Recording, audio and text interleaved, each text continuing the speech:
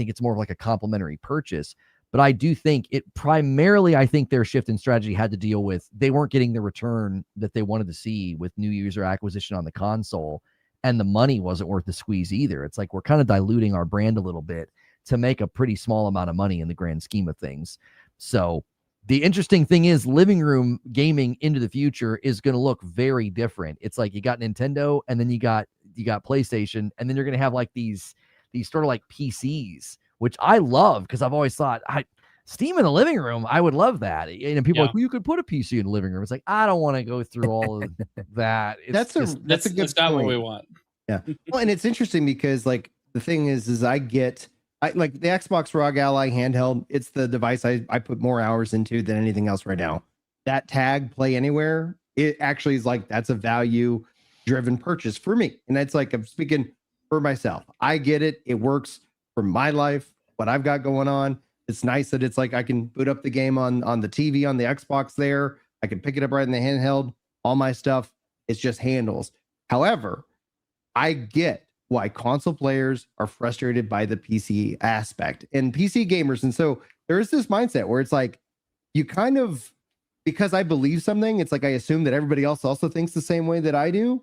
That kind of happens with that. And the reality is like, no, like when I boot up my console, I just want it to work. I don't want to have to manage updates. I honestly think that the best thing that they can do, and I'm hopeful, and with the ROG Ally and into Helix, and if they end up officially building their own first party hardware handheld or something in the future, like I want to see Windows minimized as much as humanly possible. Yes. That's my biggest thing. I don't want to accidentally even get into like the Windows like UI. And your kids will find it within a second. I'm saying it needs to be so hard to get into or so like unimportant to the experience on Helix that nobody even really knows it's there.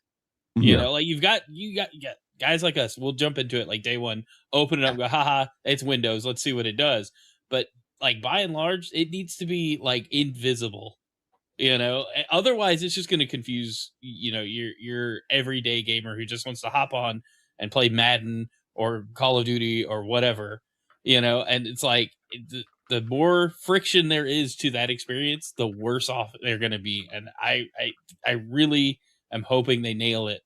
And that's why I think the Allies experience is so important. If they nail that Xbox UI, I forgot what they call it, but that Xbox full screen experience. It's like, there's too many words. I'm too many syllables. I'm hopeful that they, and I forget, I'm butchering her name. So like the new CEO of Microsoft, she's hired she's hiring 2 senior marketing. And I was like, great.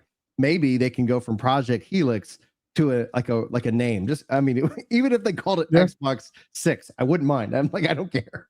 Just something other than, like just how Microsoft chooses to name its hardware. It's hard to say. People are already making jokes that like Helix sounds really cool for them to just call the next thing like Xbox living room experience machine 2.0 or something, It is fascinating though when you think about the genesis of Xbox back in the 90s. Microsoft was like, we're worried about these console manufacturers like Sony potentially getting to the point where they take over the living room and they have PCs in the living room, and we want that. So that was always their goal with Xbox, is to have a competitor in the living room space.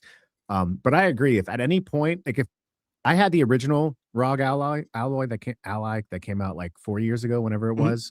I thought I played Destiny 2 on it. I was like, this is sick. I'm playing at like above 60 frames per second. I had to have it plugged in for it to last like an hour, but it was a really cool experience. What frustrated me is when I would launch a game and then it was like, oh, you need to update a driver, and that UI navigation requirement along with the device I was using it on was just not pleasant. So if they master that, if they get that figured out to where you are basically running Windows and you could access Blizzard, the Xbox launcher, the Steam. And again, I do think it is interesting because they are losing a lot of margins by selling games on Steam, but whatever, that's not their goal. Their goal is to not really sell hardware. Their goal is to maximize profit and lower risk. So wherever they can move product, they will.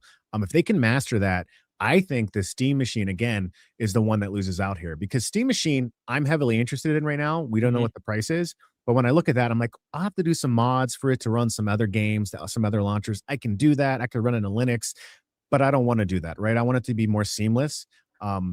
That's and the other thing too is if it's fully backwards, like I got 360 games over here that I'd love to keep playing. Like that to me is also curious as well. But it will be interesting.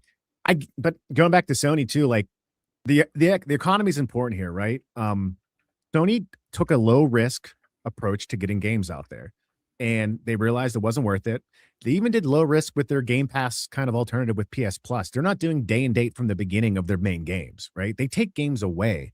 Like I have the highest tier subscription of PS Plus right now, and I can't play the second Horizon Zero Dawn Forbidden West. Like you still have to buy that, right? So they even took a low risk approach with that. And I do think it comes down to over the next 5 years, if we assume sophisticated electronics are going to increase in prices as they will across the board, there's not going to be any alleviation anytime soon. PCs are going to get more expensive. And the reality is the consoles are going to be what most people go for. And PlayStation's business is console business.